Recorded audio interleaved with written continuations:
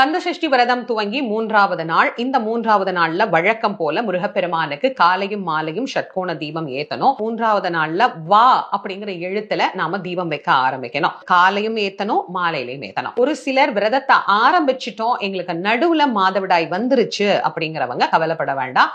பூஜை அறைக்கு போகாமலேயே நீங்க வெளியில இருந்து கொண்டே திருப்புகழ் படிக்கலாம், விரதத்தை தொடர்ந்து கொள்ளலாம். அதை பத்தி நீங்க யோசிக்காதீங்க. இந்த 3வது நாள் நாம நினைச்ச காரியம் நினைச்ச மாதிரி நடக்கிறதுக்கு திருத்தணியில அருணகிரி பெருமான் இந்த திருப்புகழ பாடுறார். நினைத்தது எத்தனையில் தவறாமல் அப்படின்னு ஆரம்பிக்குது.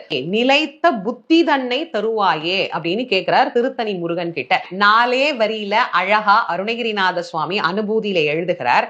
மெய்யே என வெவ்வினை வாழ்வை உகந்து ஐயோ என அடியேன் அலையத்தகுமோ.